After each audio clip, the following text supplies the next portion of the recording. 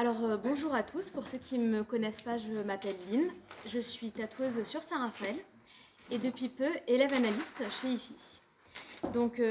C'est vrai que depuis ce matin, on parle d'énormément de choses liées à l'art en général. Donc il y a beaucoup de mots qui reviennent finalement aujourd'hui à ce pourquoi je viens vous parler. Déjà il y a la sublimation, l'art rupestre aussi finalement, la musique. On a parlé du sens, de sentir son corps, de renouer avec son corps et aussi l'avant et l'après. Et finalement, dans l'art en général, c'est vrai qu'on retrouve un petit peu tous ces mots et dans le tatouage aussi. Donc c'est vrai que de prime abord, on se dit, le tatouage c'est quoi? C'est un dessin sur la peau. Finalement, quand on l'analyse correctement, il n'y a pas que ça, il y a d'autres choses qui se jouent. Donc, pour parler du tatouage, je dois aussi parler de l'histoire du tatouage. Donc, finalement, le tatouage, ça remonte à quand? On ne sait pas vraiment. Les momies les plus anciennes retrouvées donc, avec des tatouages, elles ont, donc pour les Égyptiennes, à peu près 3000 ans. La plus vieille, c'est Otzi, qui a été retrouvée dans les Alpes et qui a 5000 ans. Donc, ça revient finalement à l'art rupestre que nous a présenté ce matin Alain. Et on s'aperçoit que ce qui est à la mode, si je puis dire, aujourd'hui, ça existe depuis très longtemps. C'est des choses qui sont remises au goût du jour, mais finalement, c'est ancien. Donc c'est vrai que le tatouage est tombé assez vite si je puis dire, en désamour avec l'évolution. C'est vrai que quand on regarde les tribus, qu'elles soient anciennes ou encore préservées, on a beaucoup de modifications corporelles.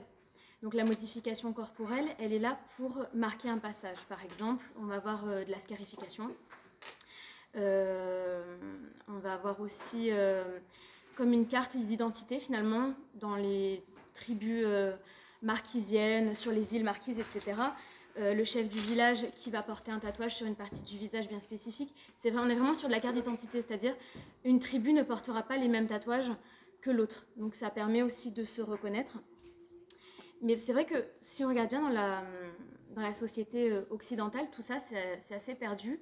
Au fur et à mesure où on s'est coupé de la nature, de ce qui faisait de nous notre état, on va dire, plutôt primaire, pour se rapprocher, on va dire, un peu du côté robot, parce que je trouve qu'on se déshumanise beaucoup, surtout dans cette société où, même au niveau du travail, on voit, c'est très répétitif. Même la médecine, c'est beaucoup de cachets, on se soigne beaucoup moins avec les plantes, etc. Heureusement, là, on a un regain d'intérêt pour tout ce qui est naturel. Et finalement, le tatouage qui revient à la mode, donc ça va faire peut-être une trentaine d'années, le tatouage qui finalement n'avait pas vraiment de sens, on trouve au fur et à mesure que nous-mêmes nous nous retrouvons. Donc c'est vrai que si on prend un peu, donc, pour revenir à l'histoire du tatouage, un peu tout ça, c'est vrai que le tatouage, ça c'est revenu il y a combien? Peut-être une centaine d'années.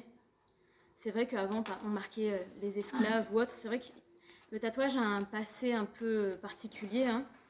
Et c'est vrai que ça a cette connotation encore dans la société, même si ça s'ouvre, où c'est les taulards, on va dire, les mauvaises personnes, les personnes qui vont être plutôt en dehors de la société, les prostituées aussi à l'époque, pour se faire reconnaître, voilà, avait une rose sur la hanche.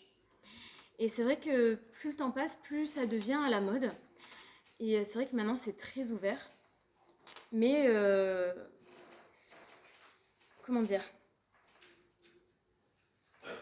C'est vrai que quand on regarde le tatouage, enfin moi c'est mon avis personnel, je sais pas si vous ça va vous parler, mais la société elle est très aseptisée finalement. On est toujours dans du but. Je veux le prochain téléphone, je l'achète. Je veux ça, je l'achète. Le tatouage c'est pareil. Des fois on vient me voir comme on a envie d'acheter une baguette et on me demande un tatouage sans sens, juste un but, le but de se faire plaisir. Et il n'y a rien de pire pour regretter finalement.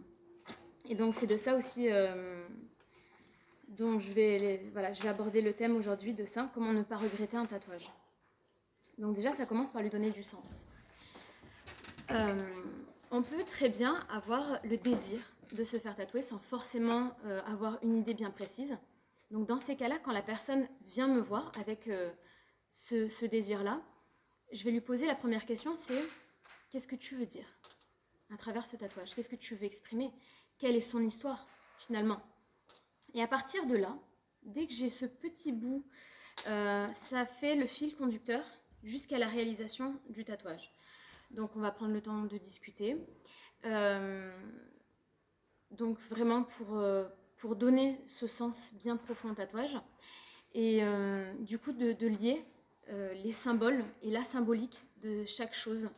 Donc par exemple, la personne va venir avec même juste une idée, l'envie de faire une fleur, un papillon, etc.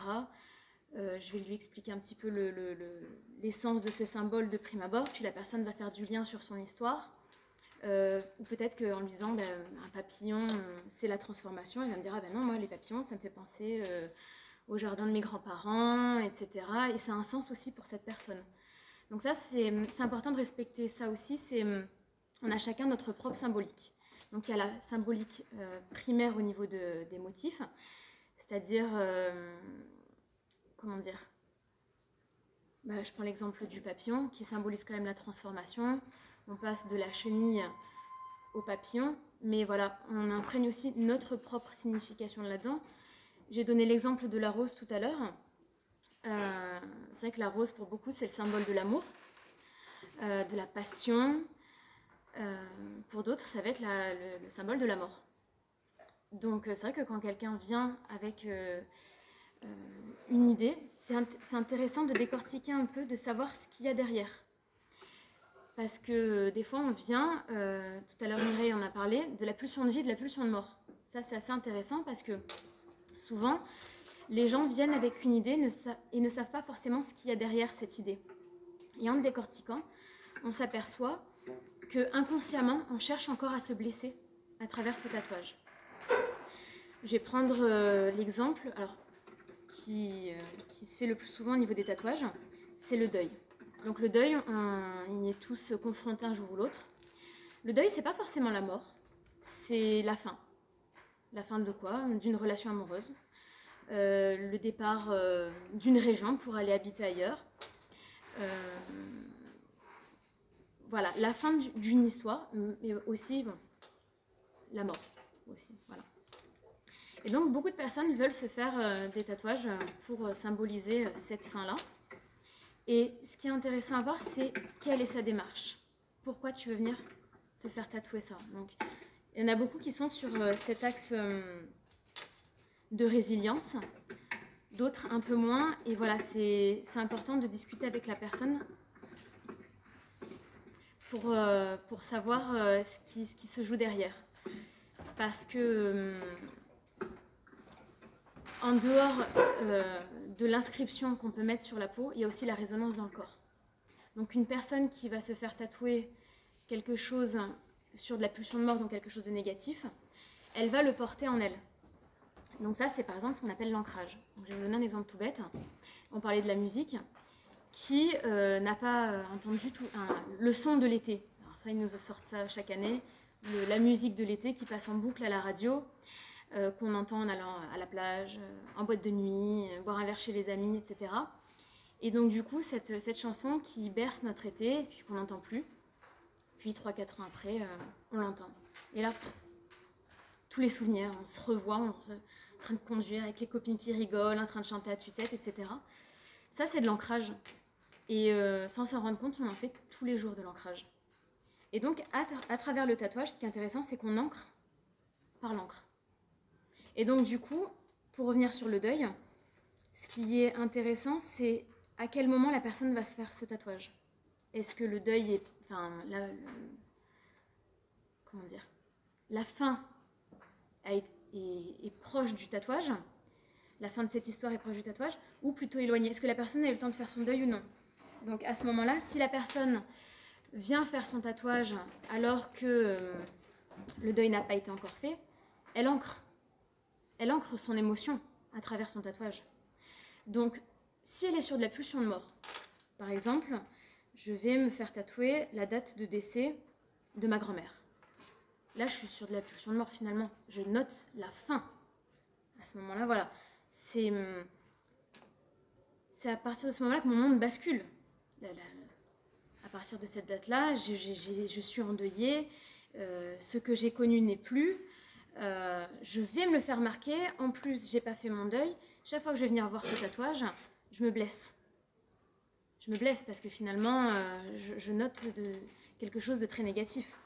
Si on prend le temps de faire son deuil et que on nous guide correctement par rapport à ce tatouage et on arrive à nous écouter correctement et à trouver finalement une symbolique positive, donc tout simplement en restant sur les dates, tout simplement, pourquoi pas, la date d'anniversaire.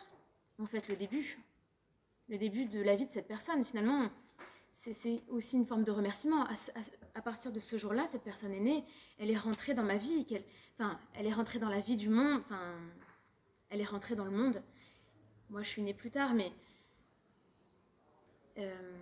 c'est cette joie d'avoir pu partager ces années-là qui sont passées de ce début, à partir de ce moment-là. Donc, la résonance, elle sera différente.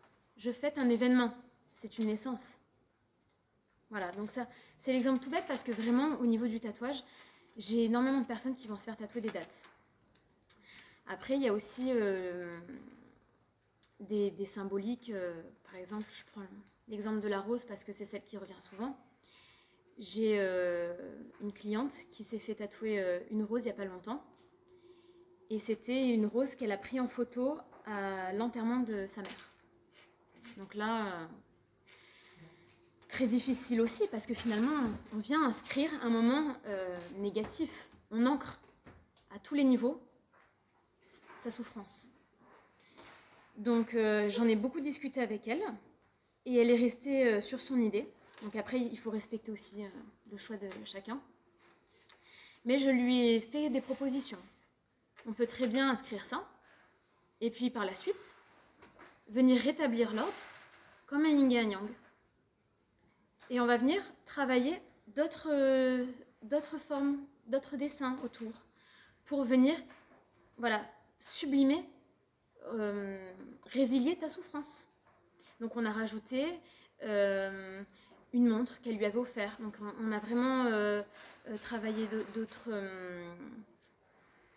d'autres symboliques. Elle lui a, on va dire, comme écrit une lettre qu'elle a voulu se faire inscrire sur elle pour faire le lien. Donc c'est vrai que maintenant, quand elle m'en parle, elle me dit « Je suis heureuse ». Au début, j'avais mal de tout ça. Mais maintenant, quand je vois mon tatouage, eh ben, j'ai l'impression de l'avoir avec moi. Alors, on reste quand même sur quelque chose de très lourd. Mais finalement, petit à petit, on fait le deuil à travers le tatouage. Donc ça, c'est vrai que c'est intéressant parce que on s'aperçoit qu'à travers la modification corporelle, on vient aussi faire passer le message entre l'esprit, entre l'émotion et le corps. On fait passer, voilà, ce message. Et ça, c'est vrai que c'est intéressant parce que ça peut accélérer un petit peu, si je puis dire, ce processus de deuil. Après, il n'y a pas que le deuil. Il y a aussi se marquer de nos réussites. Là, après, on est sur un autre type de tatouage. Mais c'est intéressant aussi le nombre de personnes qui portent leur réussite et du coup qui ancrent de manière positive leur force. Alors, à ce moment-là, j'étais capable de me dépasser, de réussir, je l'inscris et finalement, quand la personne elle est en difficulté, en regardant ce tatouage-là, elle réactive un peu cette force-là et elle arrive à surmonter ses difficultés. Donc c'est vrai que c'est intéressant de travailler le tatouage sous cet axe-là, je trouve, à travers donc, la psychanalyse, la psychologie, etc., de faire le lien donc, finalement avec ces tatouages du passé, finalement, qui étaient très ritualisés, où on venait inscrire dans le corps ce changement. Par exemple, dans les tribus où où on passait de l'enfance à l'âge adulte par des rituels plutôt douloureux, mais voilà, ça venait attester, j'ai réussi, j'ai le droit d'être adulte. Maintenant, à travers le tatouage, la personne, elle vient attester, voilà, j'ai réussi ce combat, j'ai surmonté, je le marque, c'est ma preuve. Voilà. Et alors, il y a aussi un autre aspect qui est intéressant, qui fait le lien avec ça, c'est, moi j'appelle ça la réappropriation du corps, par soi en fait. Donc c'est-à-dire, je choisis à quel moment je me blesse pour me sublimer. Donc ça vient aussi par exemple sur beaucoup des histoires, alors je l'ai eu, comment dire, des liens soit avec l'enfance ou avec des relations amoureuses, c'est-à-dire par exemple des parents violents, ou une scolarité violente, ou une relation amoureuse qui a été violente, où on a été possédé, où on a été rabaissé, etc. La personne arrive à quitter, donc en prenant l'exemple de la relation amoureuse, arrive à quitter cette personne toxique et vient faire un tatouage en disant voilà, aujourd'hui, je note que, comment dire, mon corps m'appartient. Je viens inscrire que mon corps, comment dire, c'est mes choix. J'inscris ce que je souhaite sur mon corps, je me fais mal quand je le souhaite, et finalement cette douleur devient libération. Tout simplement. Et c'est vrai que c'est intéressant aussi, j'avais tatoué un jeune homme qui avait 18 ans à l'époque, il me semble, je lui ai fait un avant-bras pour couper avec ses liens du passé, et aujourd'hui il me dit chaque fois que je regarde mon tatouage, je me sens fort. Il me renforce.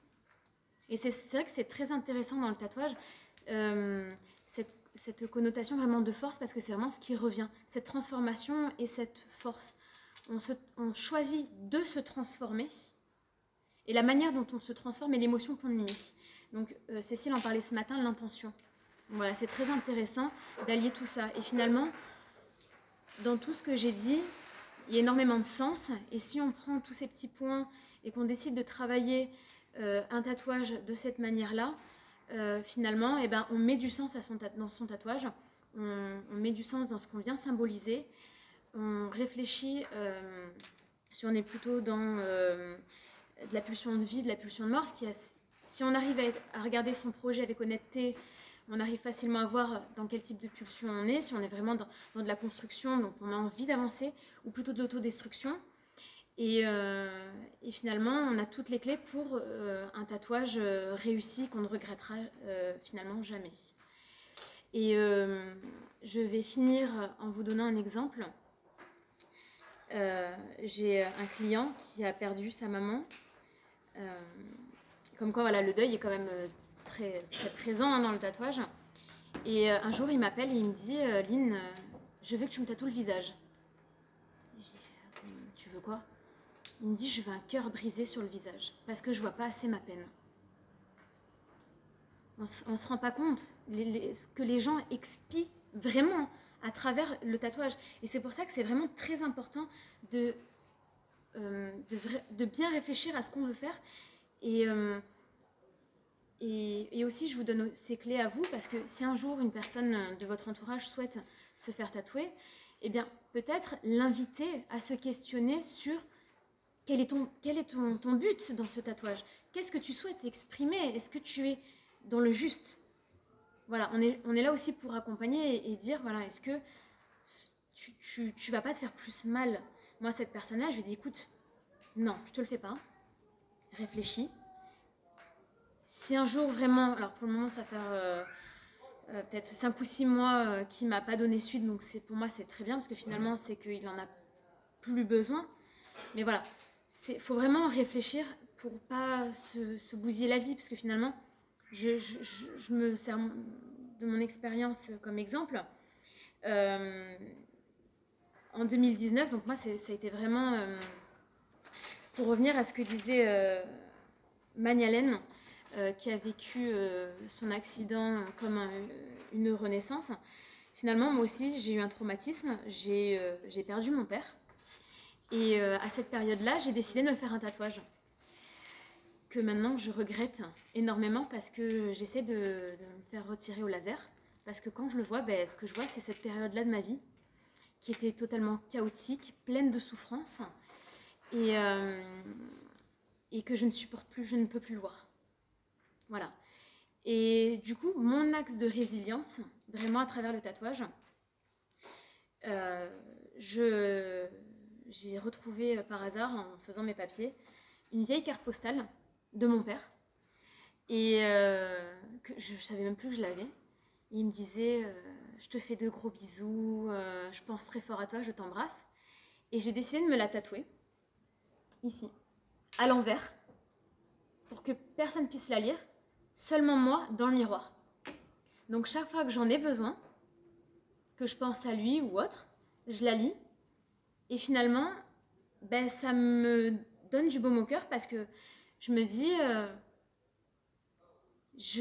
ça me rend heureuse en fait, finalement, c'est de l'amour. Et donc là, j'ai compris que j'étais dans la justesse quand dans mon tatouage, lorsque je le regarde, je ressens de l'amour et pas de la tristesse. Voilà. Donc, si vous avez des questions. Au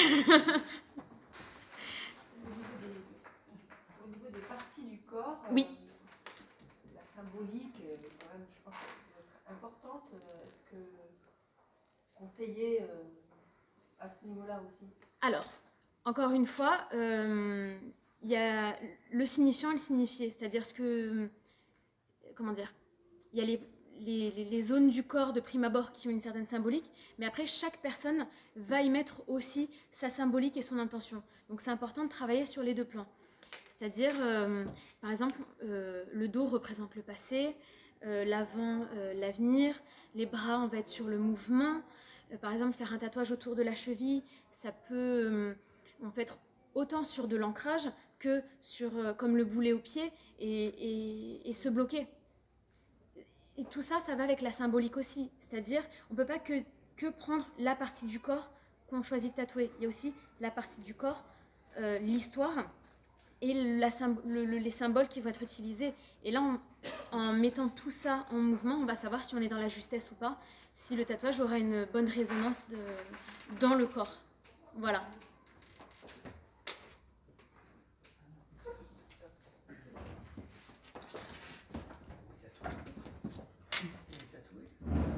Un peu. Merci, hein, c'était vraiment passionnant. J'aurais des milliards de questions, mais je vais essayer de me concentrer sur une ou deux. On pourra en reparler après. Avec plaisir. J'ai un exemple à partager quand tu parlais du tatouage qui donne de la force. Alors j'ai un ami qui fait du parcours et il avait beaucoup de mal à aller au-delà de ses peurs, débloquer les sauts et tout. Et à la suite d'un voyage qu'il a fait à Londres, où il a réussi vraiment à aller au-delà de ses peurs grâce à l'énergie du groupe et tout. Et il se disait tout le temps obligé de débloquer un saut. Et ce mot obligé, ça l'a aidé en fait à aller au-delà de ses barrières mentales. Et dans le Flixbus pour rentrer en France, il a branché sa machine à tatouer et il s'est tatoué obligé sur le doigt.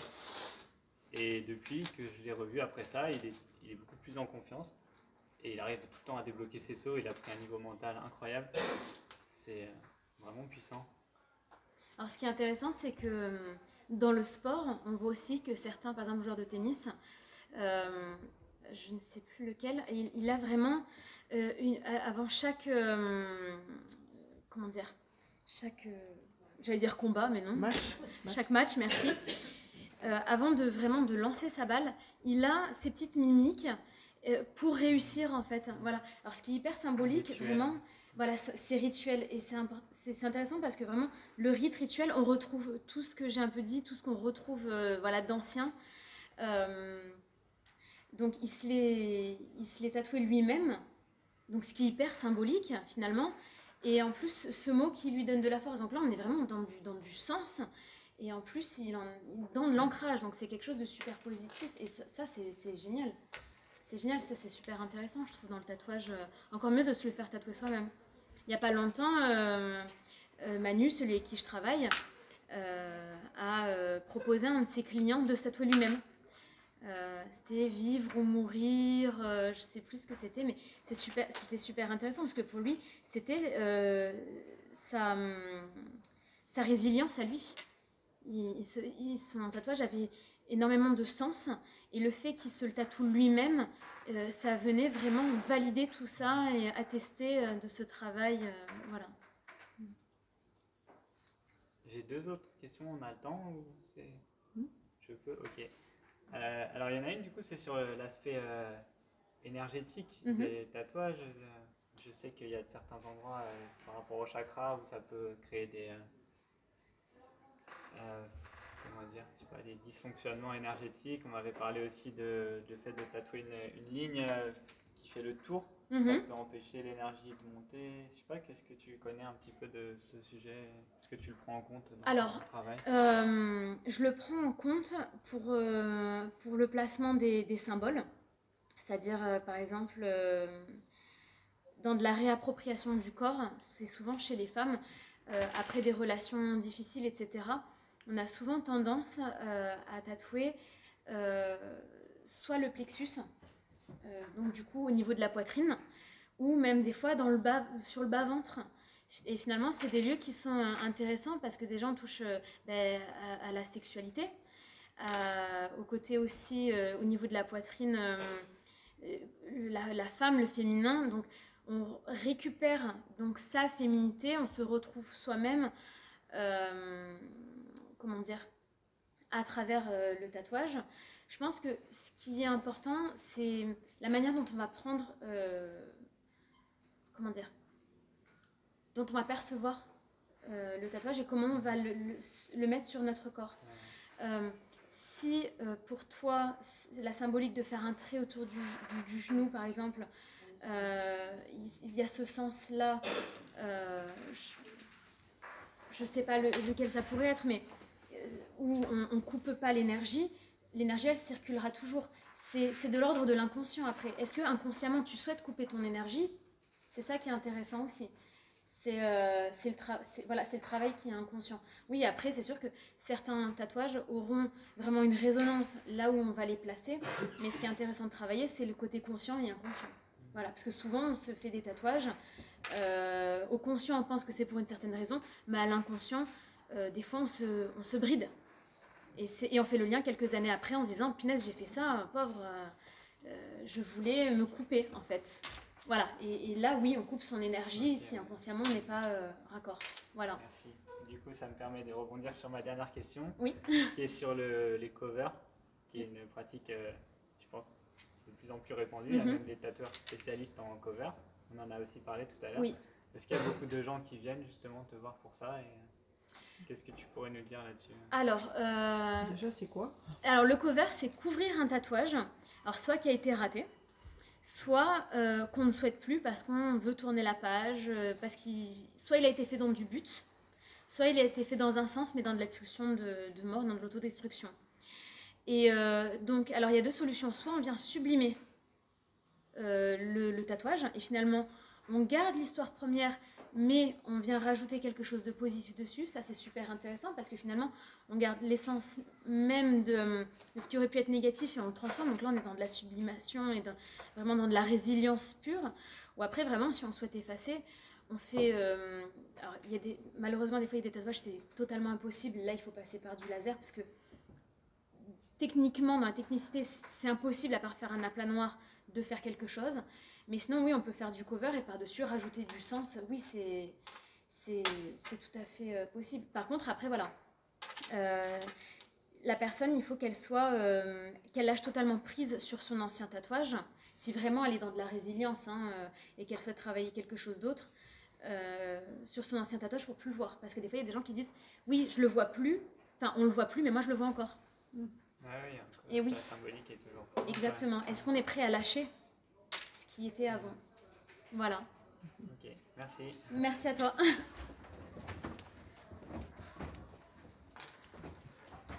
Quelqu'un d'autre? Oui, j'en avais une rapide. Et oui. Tu as répondu tout à l'heure. Est-ce que tu interdis certaines zones du corps dans le tatouage? Et est-ce qu'il y a des tatouages pour lesquels tu vas dire non? Parce que le symbole ne correspond pas à tes valeurs. Alors, certaines zones interdites, je dirais des zones qui peuvent être entre guillemets après, il n'y a pas vraiment de zone interdite. Il y en a qui se font tatouer les yeux, par exemple. Moi, c'est quelque chose que je fais pas. Alors, quand on se fait tatouer les yeux, on fait pas un motif dans l'œil. Hein. C'est-à-dire, on vient avec une aiguille mettre des gouttes d'encre en fait dans les yeux pour noircir l'œil ou lui ajouter une couleur, etc. Donc, on pique ça dans le blanc. On peut devenir aveugle. Donc, moi, déjà, ce genre de tatouage, je le fais pas du tout par rapport au risque. Après, tatouage que je fais pas non plus, ça peut être par exemple à l'intérieur de la bouche. Il y en a qui aiment faire l'intérieur ici, ça tient pas. Le palais, j'ai déjà vu aussi. Ouais, il y a. Non, après, toutes les zones se font tatouer, même les zones génitales en soi. Si la personne, elle n'est pas dans une démarche malsaine pour ces zones-là, moi, je vois pas, ça me gêne pas en soi. Mais il y a des personnes qui sont sur une démarche de vouloir se blesser, et là, par contre, plaisir, douleur, et là, par contre, on est sur quelque chose qui est très malsain, et moi, en tant que personne, voilà, je refuserais. Pour les symboles, alors c'est encore... je vais tout simplement dire que les gens qui se font tatouer un certain type de symboles, et je pense que vous allez comprendre lesquels, ne se font pas tatouer par des tatoueurs comme moi, tout simplement. Ils ont leur propre tatoueur, ils ont leur communauté, et ils se font tatouer dans leur communauté. Donc je n'ai jamais eu affaire, à part 2 fois, à ce type de tatouage où c'est pas moi qui les ai réalisés, c'est pas dans mon magasin, mais sinon j'ai jamais eu affaire à ce type de personnes. Voilà, donc après je pense qu'on est chacun libre de faire ce qu'on veut. Moi je pense que juste la limite c'est le respect des autres. Après chacun est libre de faire ce qu'il veut et de se faire tatouer ce qu'il veut, tout simplement. J'ai pas à juger là-dessus. Voilà.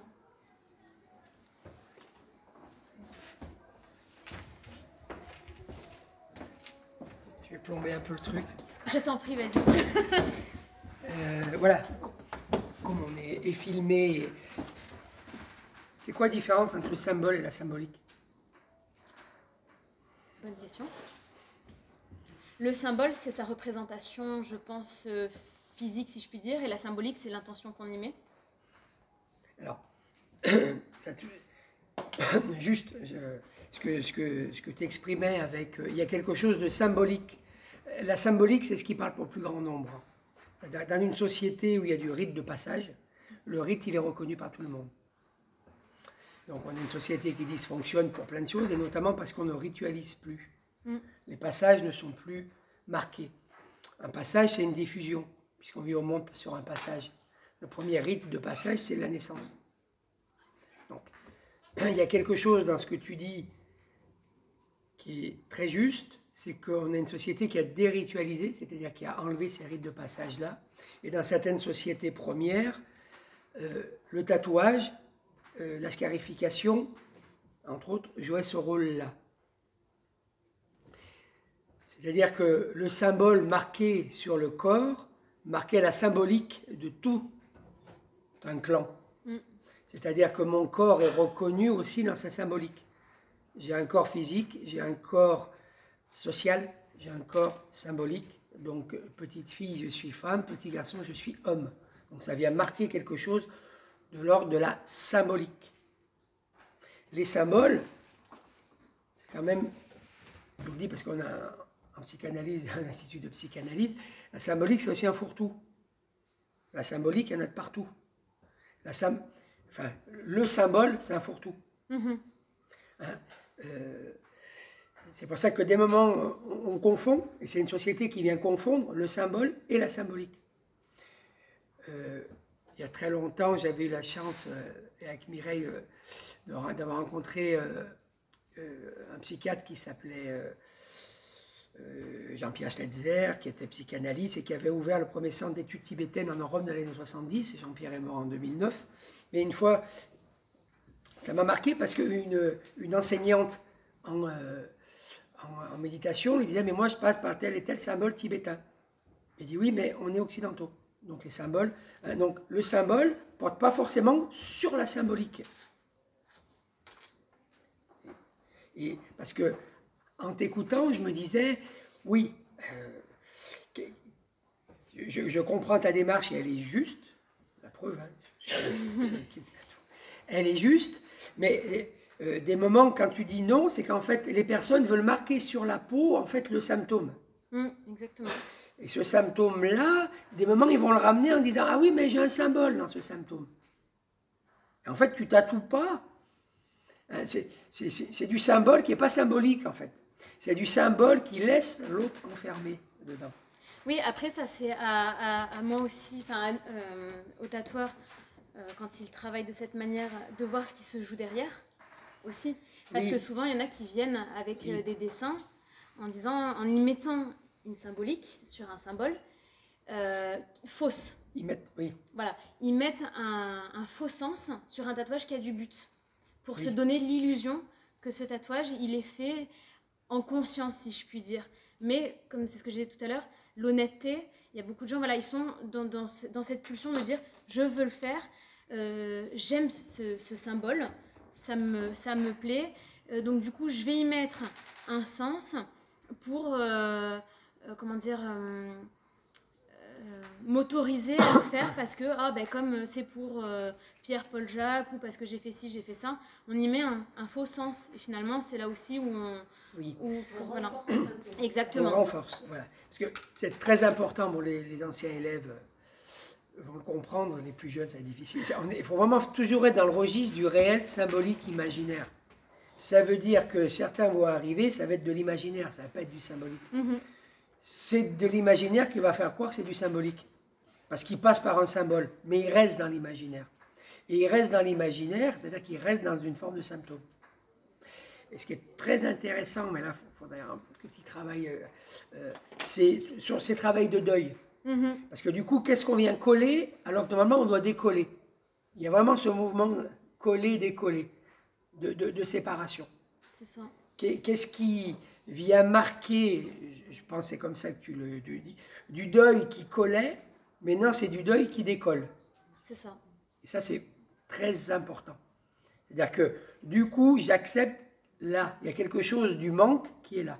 Et ça, c'est très important. Parce que si on tatoue pour remplir, le manque, ça ne va pas aller. Ah oui, ça c'est pour l'accepter. Après, c'est la démarche de chacun, où c'est vrai que c'est difficile quand les personnes elles viennent surtout pour ce genre de tatouage, de les confronter aussi à cette vérité. Parce qu'il y en a qui sont vraiment pas prêts, à part les guider pour qu'il y ait le moins de symptômes possible, tu vois ce que je veux dire, qu'il y ait le moins d'intensité possible. On ne peut pas non plus empêcher, parce que ça fait aussi partie du travail de deuil, mais à leur manière. Mais c'est vrai qu'il y a beaucoup de personnes, comme tu dis, qui collent dans le but de ne pas laisser partir. Voilà, donc c'est ça qui est intéressant aussi, c'est qu'on retient. Dans quelques mois, il faudrait faire le tatouage dans le RSI. Parce qu'il y a ce tatouage du réel, dans la symbolique et dans l'imaginaire. Parce que là, c'est trois, ils se nouent. Hein. C'est... Le tatouage borroméen. Mais ça serait un beau tatouage. Moi, je voulais rajouter quelques éléments. J'entends là que tu nous parles de la position éthique du tatoueur. Donc, je trouvais que c'était intéressant parce que tout tatoueur ou tout professionnel n'a pas forcément cette réflexion. Donc, quelque part, moi, je dirais qu'est-ce qui est juste pour la personne qui vient tatouer et qu'est-ce qui est juste pour toi en tant que tatoueur. C'est ça ? Pas forcément. C'est ma manière de travailler qui m'est propre. Après, comme dans tout, c'est important d'avoir tout type de vision dans n'importe quel domaine. Il y a des gens qui... parce que moi, il n'y a pas longtemps, donc, j'ai eu une cliente qui est venue me voir donc, pour un rendez-vous dessin et qui m'a dit, lorsque j'ai dit à une amie que je viendrais chez toi et que toi, tu travaillais le côté psychologie, etc., que tu allais décortiquer mon tatouage, cette copine m'a dit « Ah non, mais moi, sûrement pas, j'ai pas envie d'aller me faire tatouer, qu'on décortique machin, je veux juste qu'on tatoue. » Donc, il y a des gens qui ont cette recherche-là de venir creuser, de venir mettre ce sens. Et il y a des gens qui sont pas du tout dans cette recherche. Et je pense que c'est important d'avoir de tout. Parce que y en a qui sont vraiment dans une démarche totalement artistique. Moi, j'ai des tatoueurs, c'est magnifique ce qu'ils font. Ils vont faire, par exemple, pour des concours, ils vont proposer des projets. C'est des œuvres d'art, les trucs, c'est magnifique. Hein. Ils vont poster leurs projets sur Internet en disant qui veut se faire ça pour un concours. Donc en fait, finalement, on devient vraiment une toile, on devient une œuvre. Donc maintenant, à savoir à nous dans quelle démarche on est en tant que client.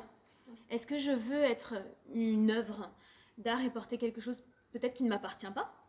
Ou finalement, est-ce que j'ai envie de faire tatouer quelque chose qui fait sens et qui a une résonance? Mais il n'y a pas vraiment d'éthique, entre guillemets,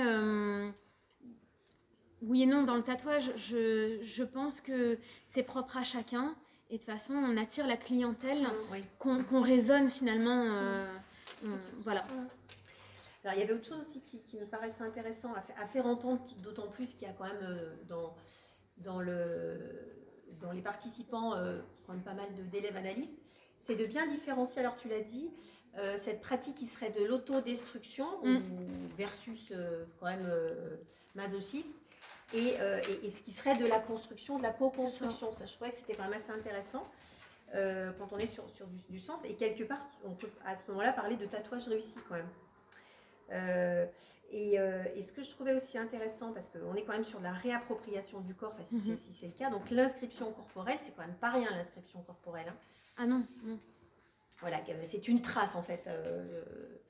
C'est une trace. Si on regarde bien dans le tatouage, si demain vous pouviez enlever l'encre de tous vos tatouages, vous verriez des cicatrices. Finalement, c'est ça qui est intéressant. Et c'est pour ça qu'on dit souvent, quand on fait du laser, des fois il reste des marques. Qu'est-ce qui reste? C'est la cicatrice. Il y a cette ambivalence dans le tatouage,